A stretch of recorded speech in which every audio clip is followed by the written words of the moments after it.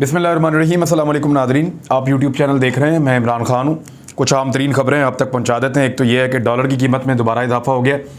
जैसे ही ईद की छुट्टियाँ ख़त्म हुई और मार्केट खुली तो ₹1.50 के करीब डॉलर मज़ीद महंगा हो गया है और अब लगातार इसकी कीमत बढ़ते बढ़ते ₹188 के करीब पहुँच चुकी है और डॉलर की कीमत बिल्कुल कम होने की तरफ नहीं आ रही। स्टॉक मार्केट के अंदर भी मंदी है और वो बेहतर नहीं हो रही।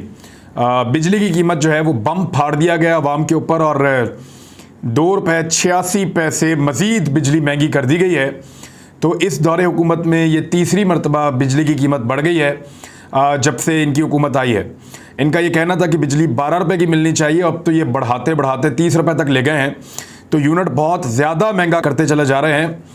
हालांकि इन्होंने वादा किया था कि आधी कीमत पे बिजली बेचेंगे, लेकिन जिस दिन से इंपोर्टेड हुकूमत आई है उन्होंने बिजली की कीमत में बहुत ज़्यादा इजाफा किया है और 3 मरतबा इजाफा कर दिया है। अब जो नया यूनिट उसकी कीमत बढ़ी है वो ₹2.86 यानी लगभग ₹3 फ़ी यूनिट मज़ीद बढ़ गया है। आवाम के ऊपर एक बहुत बड़ा बोझ पड़ेगा और ये बोझ आवाम को पीस कर रख देगा। देखना ये है कि वो जो खुद साख्ता तर्जुमान है इस हुकूमत के, जो तर्जुमानी तो किसी और की उनको करनी थी, लेकिन उन्होंने हुकूमत की तर्जुमानी करते हुए ये कहा था कि जब ये हुकूमत बनी तो आप देखें कि कैसे डॉलर की कीमत नीचे आई, देखें कैसे स्टॉक मार्केट के अंदर बेहतरी आई।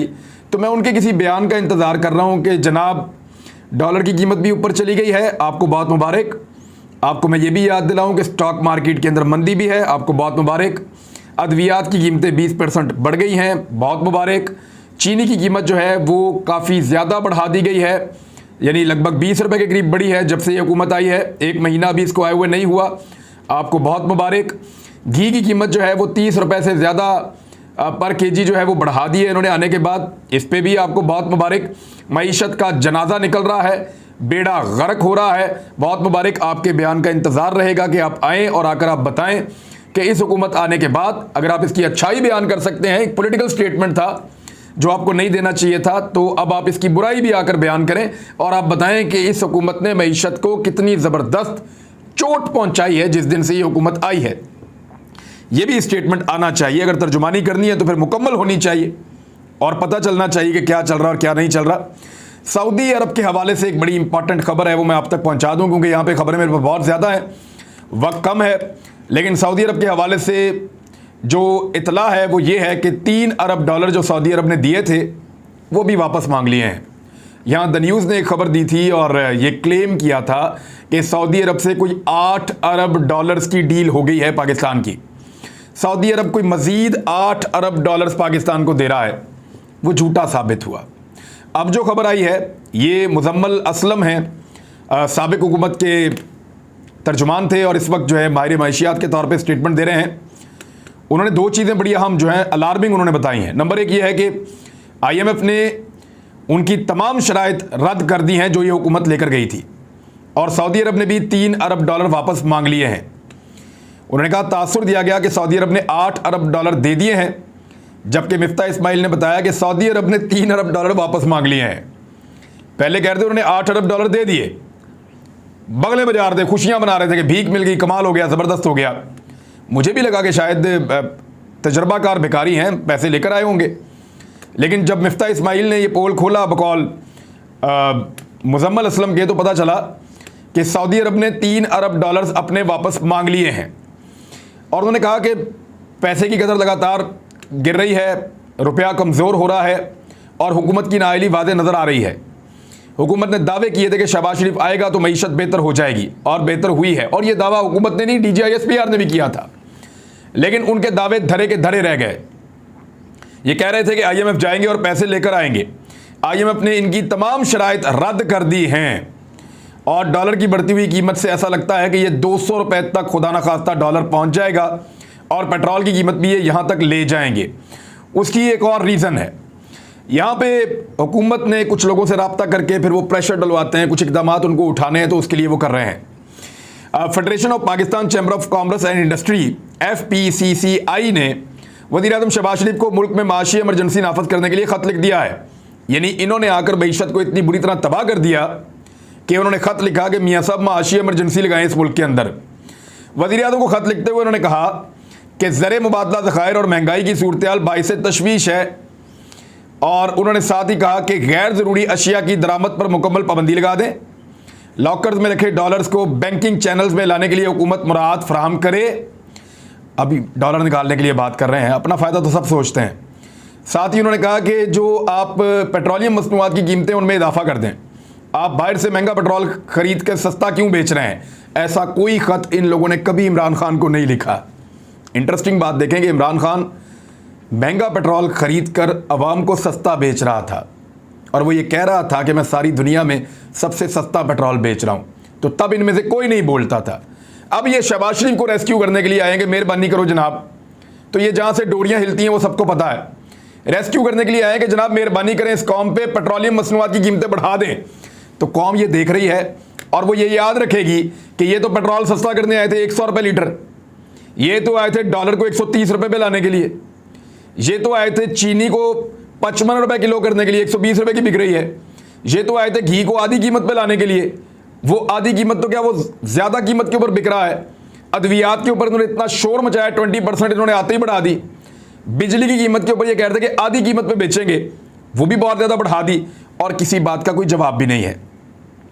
शहबाज गिल को जो चोटें लगी हैं, मेरी उनसे बात हुई रात के वक्त, गालिबन सुबह हो गई थी जब मेरी उनसे बात हुई लेट नाइट में, तो काफ़ी तकलीफ़ उसकी आवाज़ में मुझे सुनाई दे रही थी और मैंने उसको यही कहा फ़ोन सुनते ही कि जब चोटें लगती हैं आपको फौरी तौर पे, तो आपकी बॉडी क्योंकि गर्म होती है, आपको पता नहीं चलता कि आपको चोटें लगी। मैं बॉक्सिंग खेलता था, तो जब हम बॉक्सिंग मैच जीतते थे या हार जाते थे तो बॉक्सिंग में बहुत चोट लगती है, पसलियों में, मुंह पे, गर्दन पे बहुत ज़्यादा चोटें लगती हैं। आपको कई कई दिन आपके मुंह पे निशान रहते हैं। तो बॉक्सिंग खेलता था, उस वक्त तो मैं पता ही नहीं चलता था।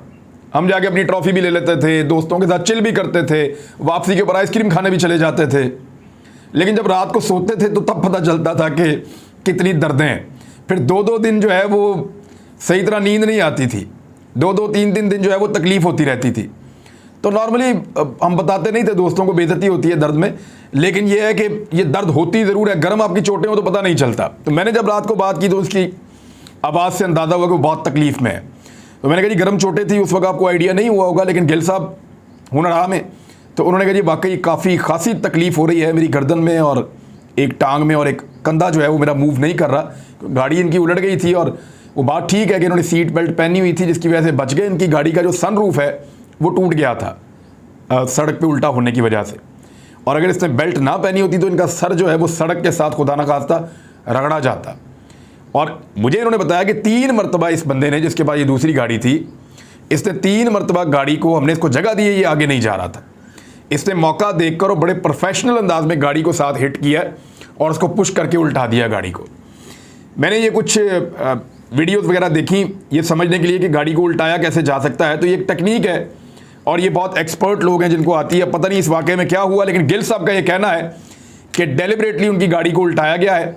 मोटरवे पुलिस ने बंदा गिरफ्तार कर लिया, लेकिन मैं हैरान इस बात से हुआ कि मोटरवे पुलिस बजाय कि ये बयान जारी करती कि हमने बंदा पकड़ लिया है, तफ्तीश कर रहे हैं, तहकीकात करने के बाद तफसीलात मंजर आम पे लाएंगे, उन्होंने उल्टा उस बंदे का बयान दे दिया कि जी मैं तो मासूम हूँ, ये तो अचानक हादसा हो गया और मेरा कोई कसूर नहीं है।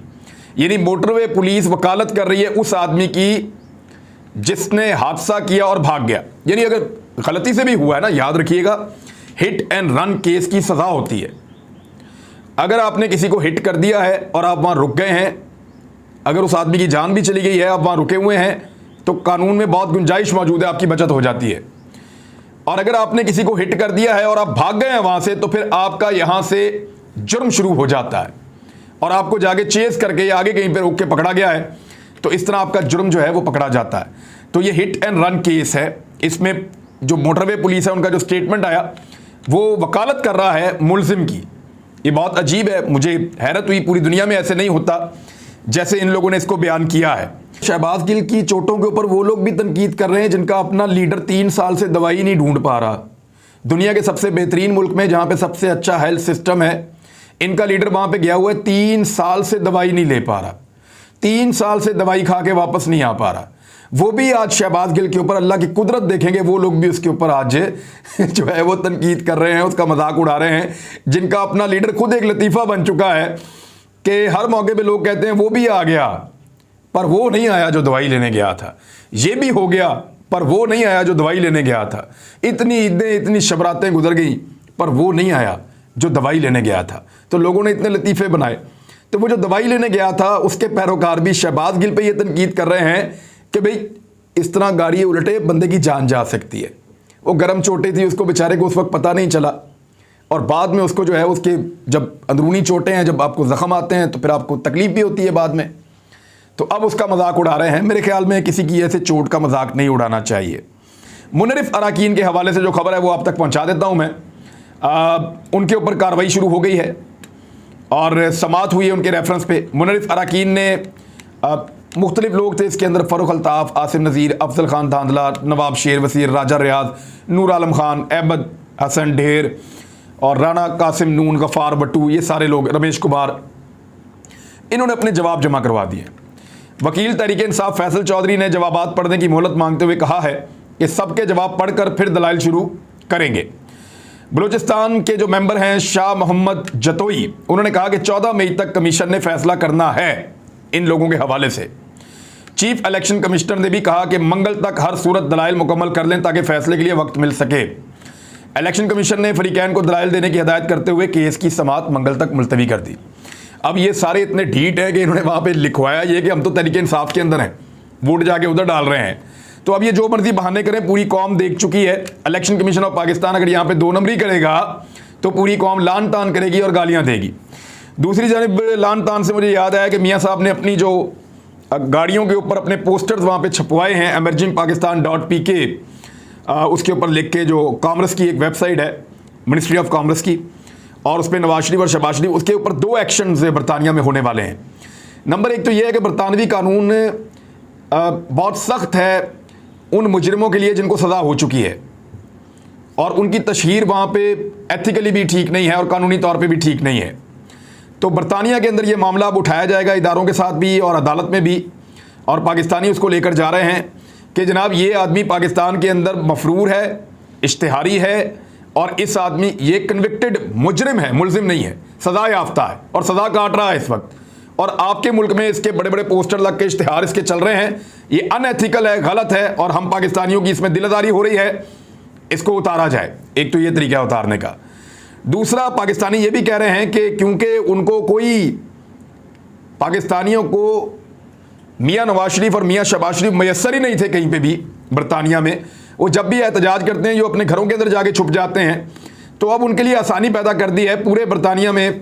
यानी वहाँ पे कुछ 148 बसें हैं जिनके ऊपर ये पोस्टर लग गए हैं, तो हर जगह पे इनके चेहरे नज़र आ रहे हैं लोगों को। तो एक तो लोगों को गुस्सा भी आ रहा है इनको देख देख के, क्योंकि ओवरसीज़ पाकिस्तानी इनसे बहुत नफरत करते हैं। दूसरा, ओवरसीज़ पाकिस्तानियों को इनके चेहरों की सूरत में गुस्सा उतारने का मौका मिल गया है। अब वो जगह जगह इस बस की तरफ देख के लानत भेजेंगे और वीडियो बना के सोशल मीडिया पे डाल देंगे। जगह जगह इस बस की तरफ देखकर वो अपने अलकाबात से नवाजेंगे जो उन्होंने कहना है, और उसको सोशल मीडिया पे डाल देंगे। तो इस तरह उनको अपने कथारसिस का भी मौका मिल जाएगा जो ओवरसीज़ पाकिस्तानी वहाँ पे लंदन में मौजूद हैं। तो ये 2 चीज़ें इनके खिलाफ होने जा रही हैं वहाँ पे। बहुत जल्द इनको ये अपने पोस्टर्स खुद ही उतारने पड़ जाएंगे लोगों का रिएक्शन देखते हुए। एक और जो ट्वीट और ये मकबूल जान साहब ने किया, बड़ी इंटरेस्टिंग चीज़ है, मैं आपके सामने रख देता हूँ। वो ये समझा रहे हैं कि सबसे पहले तो इन्होंने कहा कोई खाती नहीं है, फिर इन्होंने कहा कि साजिश नहीं है, मुदाखलत हुई है, फिर इन्होंने कहा कि मुदाखलत भी हुई है तो इस तरह की बेइज्जतियाँ तो होती रहती हैं, हमें तो जूते खाने की आदत है, बेकारी हैं, बैगर्स आर नॉट चूजर्स, तो लितर शितर पड़ते रहते हैं, कोई बात नहीं है, जूते पहले भी मारता था अमेरिका, उसने फिर मारे हैं, तो कोई इसको बुरा ना बनाए आप। फिर इन्होंने कहा अगर कोई बात हुई तो चलो कमीशन हम बनाएंगे, और अब कमीशन, पहले इन्होंने कहा कमीशन कोई बात हो तो बनाए ना, हम तो कमीशन बना ही नहीं सकते, पहले इन्होंने ये कहा था, और अब कमीशन बनाने पर आ गए हैं। अब औरिया साहब ये लिखते हैं कि आगे आगे देखिए होता है क्या। दूसरों के मफाद में काम करोगे तो अपनों के सामने ऐसे ही बार बार जिल्लत उठानी पड़ेगी। यानी ये हुकूमत एक एक स्टेप करके ना सिर्फ उस मुरासले को तस्लीम करते हुए वहाँ तक पहुँच गई जहाँ पे अब ये कमीशन बनाने पर राजी हैं। ये आने वाले वक्त में सुप्रीम कोर्ट में भी जाएंगे, और ये मामला इनको वो हालत कर देगा इनकी कि अगले इलेक्शन में जाने के काबिल नहीं रहेंगे, ऐसा दिखाई देता है। इमरान खान साहब ने आज अपनी तहरीक का बाकायदा ईद के बाद आगाज़ कर दिया है, और वो किया है मियाँ वाली से। जिस वक्त मैं ये रिकॉर्डिंग कर रहा हूँ तो जलसा आगाज़ हो रहा है अभी, मतलब इस वक्त जब मैं रिकॉर्डिंग कर रहा हूँ, ये वीडियो तो थोड़ी देर के बाद आप तक आएगी, तो जलसे का आगाज़ हो रहा है, और बहुत बड़ी तादाद में लोग मियाँ वाली में मौजूद हैं, बहुत बड़ी तादाद में। मैंने मियाँ वाली में इतना बड़ा जलसा इससे पहले नहीं देखा, जितने लोग पहले ही पहुंच चुके हैं इमरान खान के आने से। तो ये मूवमेंट मैंने कहा था कि ईद के बाद और तगड़ी हो जाएगी और वो अब दिखाई दे रही है। दूसरा, शाहीन सहबाई साहब ने आज सुबह एक स्पेस में वो मौजूद थे सोशल मीडिया की, उन्होंने एक नुक्ता उठाया और वो नुक्ता बहुत बारीक है और इस पर काम करना पड़ेगा। उन्होंने कहा कि रेकोडिक के अंदर एक मुआहदा हुआ कुछ अरसा पहले और वो मुआहदा लगभग उन्हीं पैसों पे हुआ जिन पैसों के ऊपर पहले मौखर हुआ था, और पाकिस्तानियों को ये खुशखबरी सुनाएगी। मैंने इस पर एक वीलॉग भी किया था और मैंने भी इसको खुशखबरी की तरह लिया था कि पाकिस्तान का जुर्माना माफ़ हो गया और एक बड़ा पाकिस्तान का मुआहदा हो गया। लेकिन शाहीन सहबाई साहब का ये कहना है कि इसके अंदर जो सोना और तांबा मौजूद है वो 500 अरब डॉलर्स का है और ओने पोने पाकिस्तान ने बेचा है, और इसका मुआहदे में कुछ लोगों ने बहुत माल बनाया है और वही लोग हैं जो चाहते हैं चीज़ें उनके कंट्रोल में रहें और इमरान खान वापस ना आए और उनकी मर्ज़ी की तैनातियाँ होती रहें। बहरहाल इसका इशारा मैंने आपको दे दिया, इसके ऊपर काम करेंगे, भी देखेंगे कि वाकई इसके अंदर ऐसा कुछ है या नहीं है। देखते हैं इसको, सबका जवाब भी मांगते हैं। अपना ख्याल रखिएगा, अपने इस चैनल का भी। अल्लाह हाफ़िज़।